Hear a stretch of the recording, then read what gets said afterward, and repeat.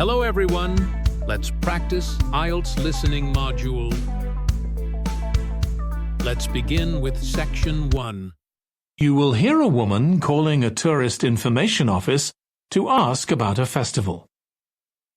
First, you have some time to look at questions 1 to 4.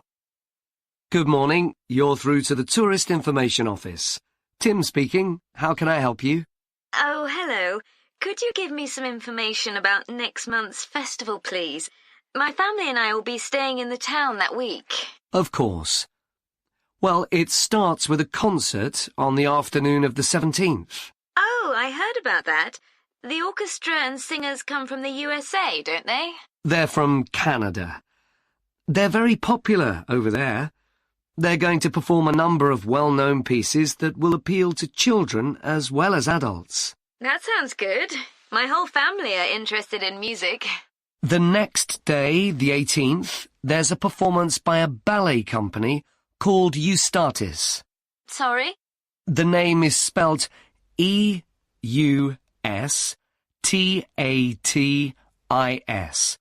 They appeared in last year's festival and went down very well. Again, their program is designed for all ages. Good. I expect we'll go to that. I hope there's going to be a play during the festival. A comedy, ideally. You're in luck. On the 19th and 20th, a local amateur group are performing one written by a member of the group. It's called Jemima. That'll be on in the town hall.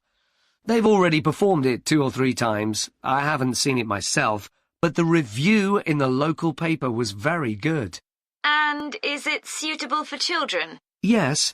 In fact, it's aimed more at children than at adults. So both performances are in the afternoon. And what about dance? Will there be any performances? Yes, also on the 20th, but in the evening. A professional company is putting on a show of modern pieces with electronic music by young composers. Uh-huh. The show is about how people communicate, or fail to communicate with each other, so it's got the rather strange name, Chat. I suppose that's because that's something we do both face-to-face and online. That's right. Before you hear the rest of the conversation, you have some time to look at questions 5 to 10. Now listen and answer questions 5 to 10. Now, there are also some workshops and other activities. They'll all take place at least once every day, so everyone who wants to take part will have a chance. Good. We're particularly interested in cookery. You don't happen to have a cookery workshop, do you? We certainly do. It's going to focus on how to make food part of a healthy lifestyle. And it'll show that even sweet things like cakes can contain much less sugar than they usually do. That might be worth going to. We're trying to encourage our children to cook. Another workshop is just for children, and that's on creating posters to reflect the history of the town. The aim is to make children aware of how both the town and people's lives have changed over the centuries. The results will be exhibited in the community centre. Then, the other workshop is in toy making, and that's for adults only. Oh, why's that? Because it involves carpentry. Participants will be making toys out of wood, so there'll be a lot of sharp chisels and other tools around. It makes sense to keep children away from it. Exactly. Now, let me tell you about some of the outdoor activities. There'll be supervised wild swimming. Wild swimming? What's that? It just means swimming in natural waters, rather than a swimming pool. Oh, okay. In a lake, for instance. Yes. There's a beautiful one just outside the town, and that'll be the venue for the swimming. There'll be lifeguards on duty, so it's suitable for all ages. And finally, there'll be a walk in some nearby woods every day. The leader is an expert on insects. He'll show some that live in the woods and how important they are for the environment. So There are going to be all sorts of different things to do during the festival. There certainly are. If you'd like to read about how the preparations for the festival are going, the festival organizer is keeping a blog. Just search online for the festival website, and you'll find it. Well, thank you very much for all the information. You're welcome. Goodbye. Goodbye. You now have 1 minute to check your answers to part 1. You will hear part of a talk to a gardening club about a local park. First, you have some time to look at questions 11 to 14. I'm very pleased to welcome this evening's guest speaker, Mark Logan, who's going to tell us about the recent transformation of Minster Park. Over to you, Mark. Thank you. I'm sure you're all familiar with Minster Park. It's been a feature of the city for well over a century, and has been the responsibility of the City Council for most of that time. What perhaps isn't so well known is the origin of the park. Unlike many public parks that started in private ownership, as the garden of a large house, for instance, Minster was some wasteland, which people living nearby started planting with flowers in 1892. It was unclear who actually owned the land, and this wasn't settled until 20 years later, when the council took possession of it. You may have noticed the statue near one of the entrances. It's of Diane Gosforth, who played a key role in the history of the park. Once the council had become the legal owner, it planned to sell the land for housing. Many local people wanted it to remain a place that everyone could go to enjoy the fresh air and natural environment. Remember, the park is in a densely populated residential area. Diane Gosforth was one of those people, and she organised petitions and demonstrations, which eventually made the council change its mind about the future of the land. Soon after this, the First World War broke out in 1914, and most of the park was dug up and planted with vegetables, which were sold locally. At one stage, the army considered taking it over for troop exercises, and got as far as contacting the city council, then decided the park was too small to be of use. There were occasional public meetings during the war, in an area that had been retained as grass. After the war, the park was turned back more or less to how it had been before 1914, and continued almost unchanged until recently. Plans for transforming it were drawn up at various times, most recently in 2013, though they were revised in 2015 before any work had started. The changes finally got going in 2016 and were finished on schedule last year. Before you hear the rest of the talk, you have some time to look at questions 15 to 20. OK, let me tell you about some of the changes that have been made, and some things that have been retained. If you look at this map, you'll see the familiar outline of the park, with the river forming the northern boundary, and a gate in each of the other 3 walls. The statue of Diane Gosforth has been moved. It used to be close to the south gate, but it's now immediately to the north of the lily pond, almost in the centre of the park, which makes it much more visible. There's a new area of wooden sculptures, which are on the riverbank, where the path from the east gate makes a sharp bend. There are 2 areas that are particularly intended for children. The playground has been enlarged and improved, and that's between the river and the path that leads from the pond to the river.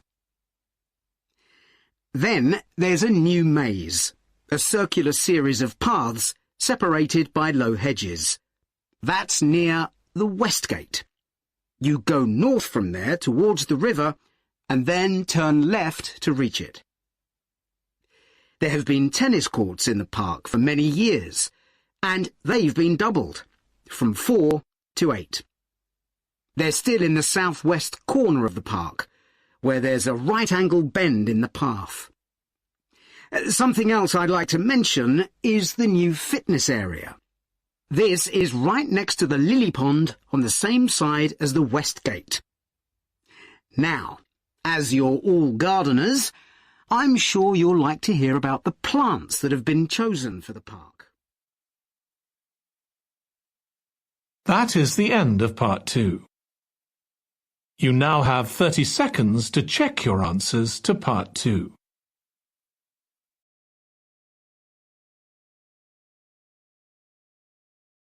You will hear 2 students of English called Kathy and Graham planning a display on 19th century British life and literature for a university event.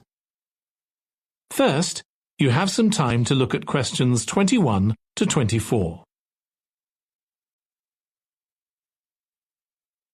Now listen carefully and answer questions 21 to 24.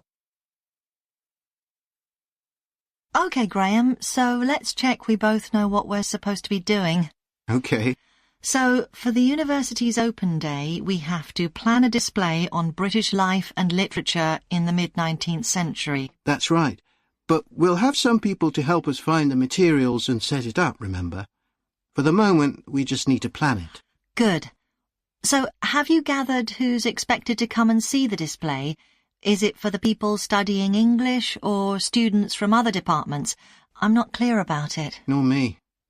That was how it used to be, but it didn't attract many people, so this year it's going to be part of an open day to raise the university's profile. It'll be publicised in the city to encourage people to come and find out something of what goes on here, and it's included in the information that's sent to people who are considering applying to study here next year. Presumably some current students and lecturers will come? I would imagine so. But we've been told to concentrate on the other categories of people. Right. We don't have to cover the whole range of 19th century literature, do we? No, it's entirely up to us. I suggest just using Charles Dickens. That's a good idea. Most people have heard of him and have probably read some of his novels or seen films based on them. So that's a good lead-in to life in his time. Exactly. And his novels show the awful conditions that most people had to live in, don't they? He wanted to shock people into doing something about it. Did he do any campaigning other than writing? Yes, he campaigned for education and other social reforms and gave talks. But I'm inclined to ignore that and focus on the novels. Yes, I agree. Before you hear the rest of the discussion, you have some time to look at questions 25 to 30.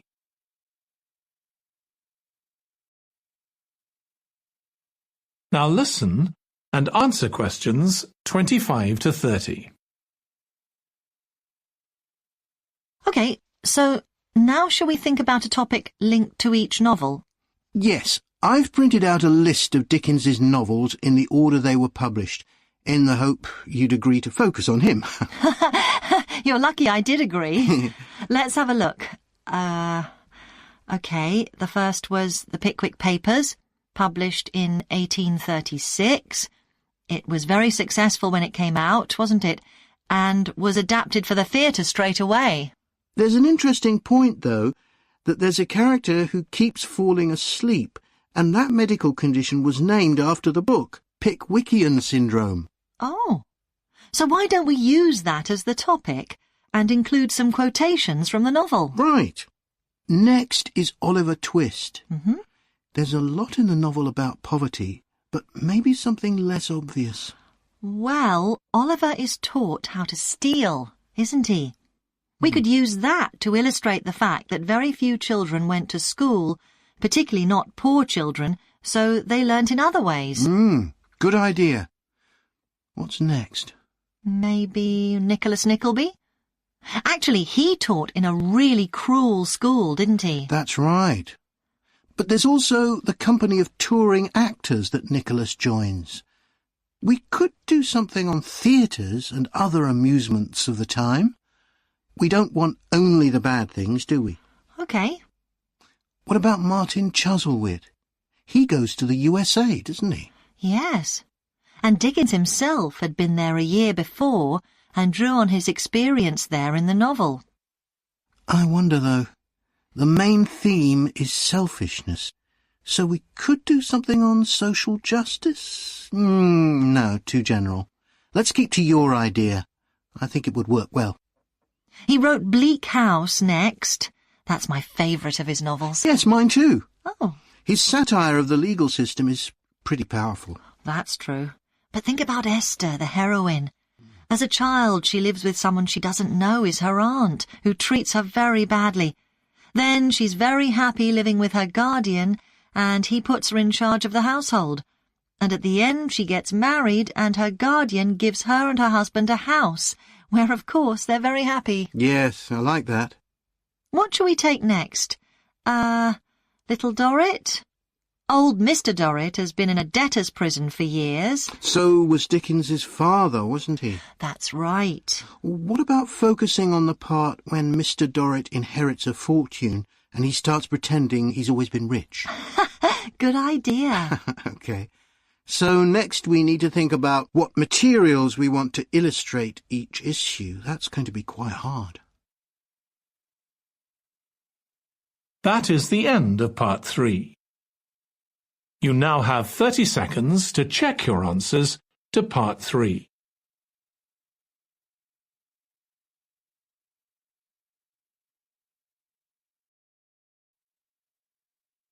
Part 4. You will hear part of a presentation about an agricultural program in the country of Mozambique. First, you have some time to look at questions 31 to 40.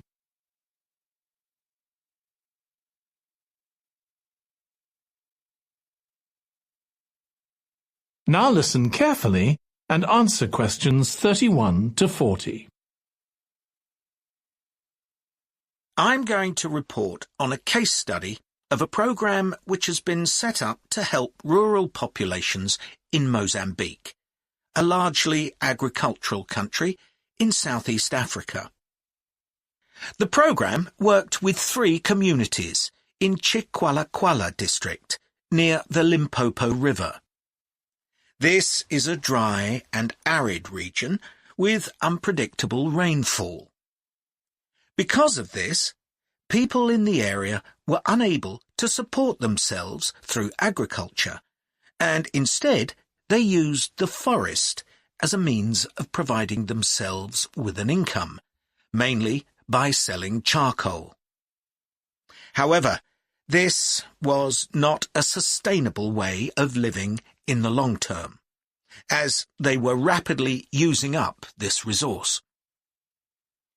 To support agriculture in this dry region, the program focused primarily on making use of existing water resources from the Limpopo River by setting up systems of irrigation, which would provide a dependable water supply for crops and animals. The program worked closely with the district government in order to find the best way of implementing this. The region already had one farmers' association, and it was decided to set up 2 more of these. These associations planned and carried out activities including water management, livestock breeding and agriculture. And it was notable that in general, women formed the majority of the workforce. It was decided that in order to keep the crops safe from animals, both wild and domestic, special areas should be fenced off where the crops could be grown. The community was responsible for creating these fences, but the program provided the necessary wire for making them. Once the area had been fenced off, it could be cultivated. The land was dug so that vegetables and cereals appropriate to the climate could be grown, and the program provided the necessary seeds for this. The program also provided pumps so that water could be brought from the river in pipes to the fields. However, the labour was all provided by local people, and they also provided and put up the posts that supported the fences around the fields.